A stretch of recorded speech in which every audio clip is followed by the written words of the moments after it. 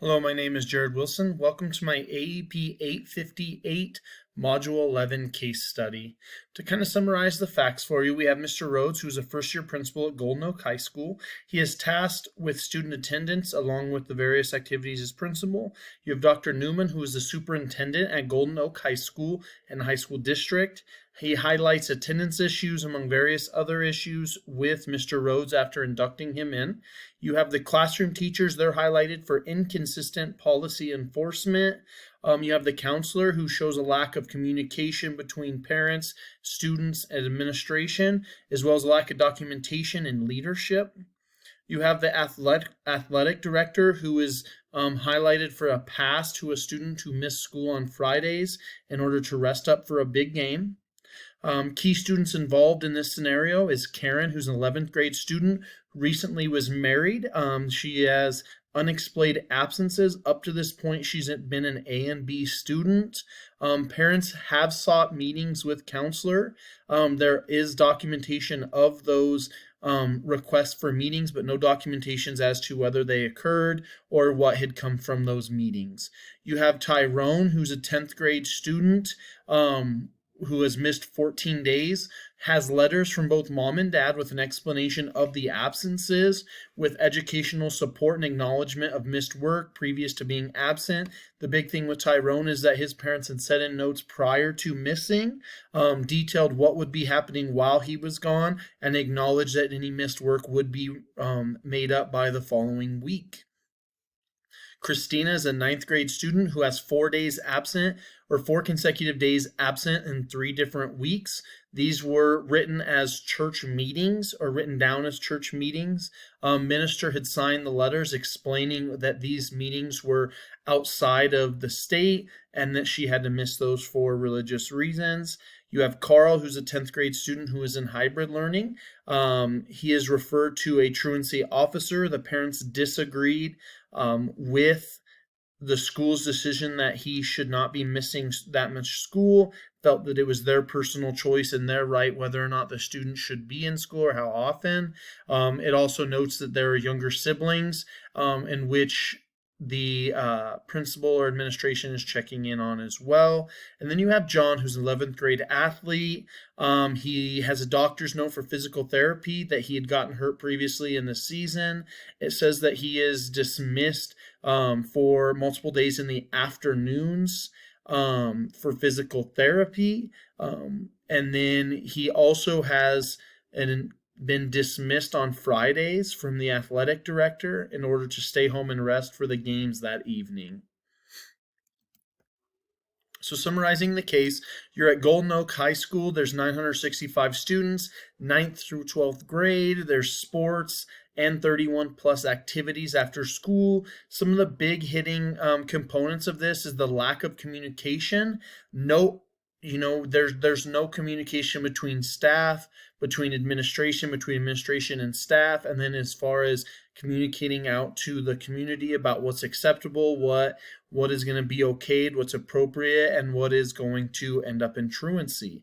There's no equitable enforcement, meaning the staff is not responding to students on an equitable basis. They are responding on them on personal student-by-student cases, but has led some of the students into truancy issues.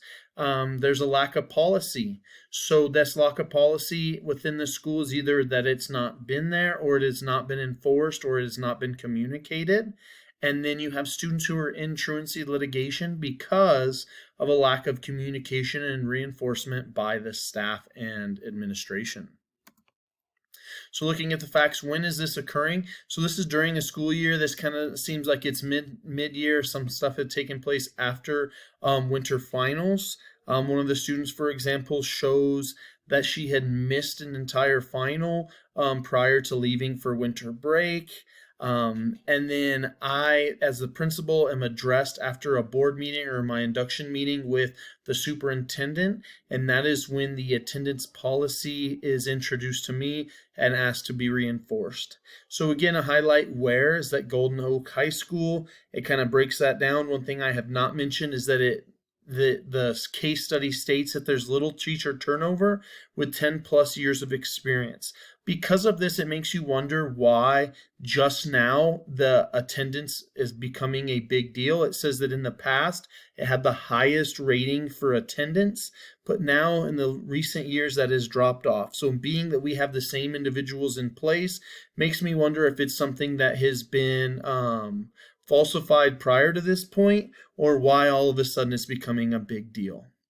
Who all's involved? So stakeholders, you have your superintendent, the principal, students, student families, staff, school board, truant officers, and then possibly the legal team. Looking at ethical and legal issues. Ethical issues is that attendance policy is not being reinforced or enforced equitably. There are different rules for different students. The legal issues are the truancy implications. You have parents portray, I guess is how you would say that, but basically it's this idea that the federal government has given, or I guess I shouldn't say the federal government, the federal ruling is that schools are given rights to identify whether or not students are being cared for, and that the welfare of those students is in the right by making sure that they are going to school and that they're getting all of the educational needs that each student does deserve and does need.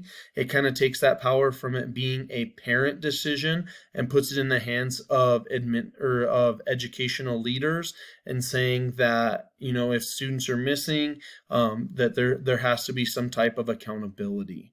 It highlights school policy, a lack of school policy, but also state policy. Looking at injuries or harm, no students had been hurt physically, but there has been harm academically, and it has put individuals in legal jeopardy as well.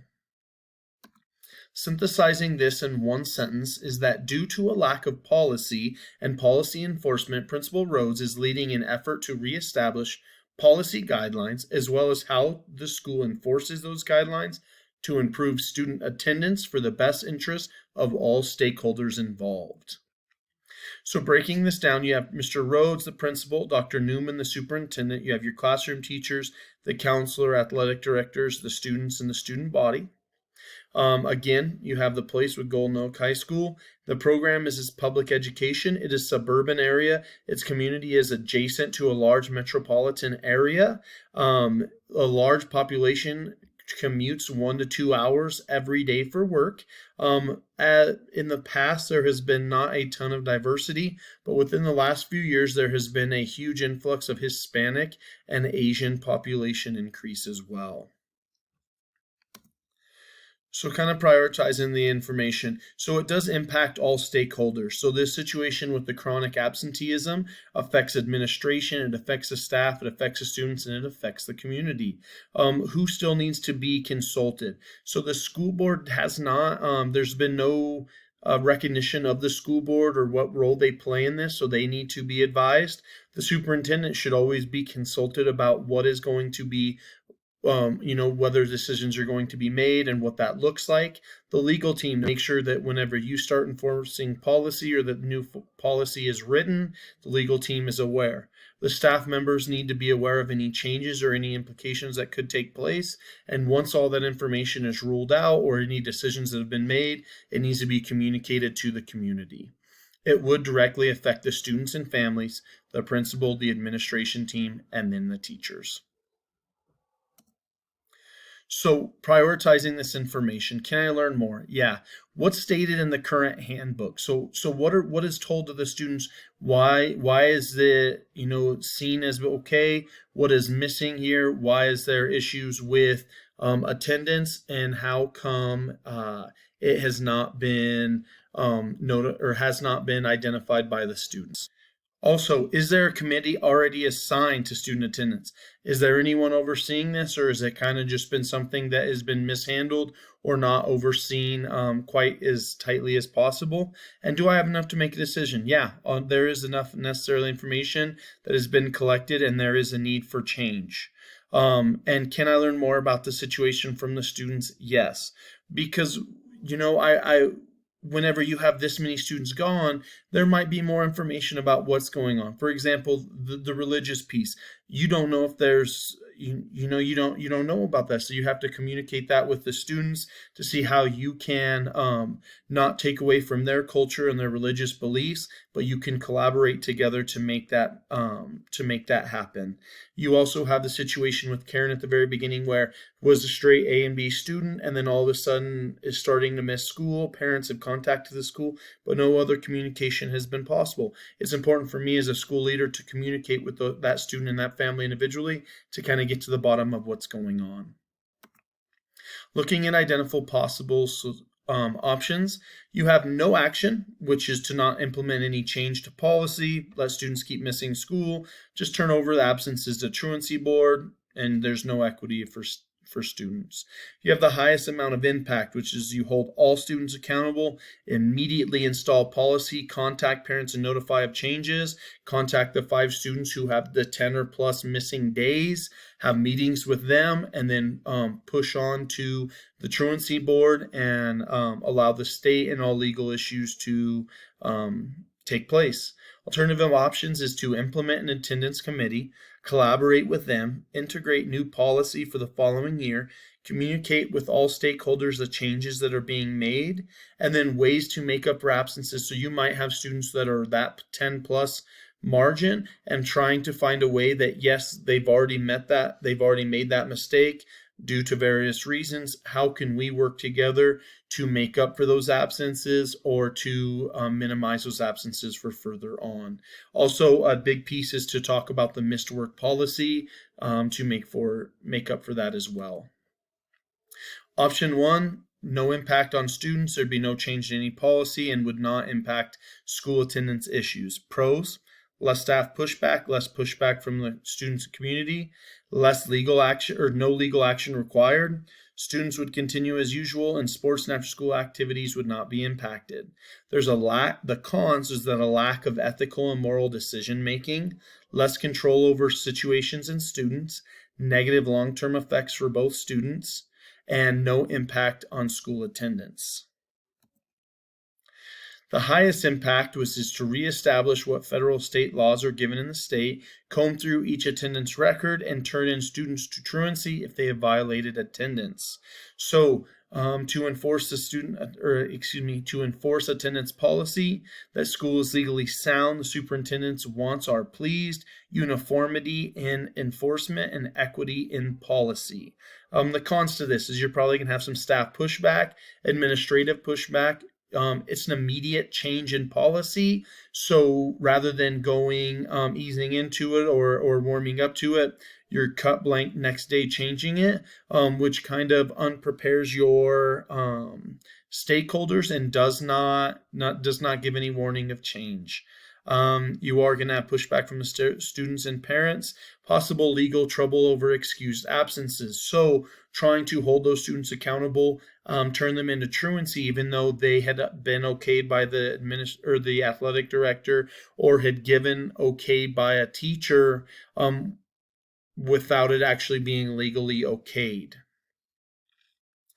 Looking at option number 3, which is our middle ground option, is to establish an attendance truancy committee, implement new attendance truancy policy the following year, communicate with staff immediately to reduce absences for the remainder of the year, notify all stakeholders for the change for the end of the year and the start of next school year, and allow for creative ways to reduce legal issues. Pros to this is that there's a positive impact on student attendance issues, an immediate change with less impact or pushback. You have stakeholder collaboration, you have staff communication and uniformity, you have equitable rules, and it follows legal guidelines. So you're trying to get more aligned with what the legal implications are. Next, you have for cons, you have changes. So you have staff pushback, admin pushback, change in policy, student pushback, staff meetings, and then not being able to undo past mistakes. There's nothing that's being done to recognize that there have been mistakes by staff and by administration.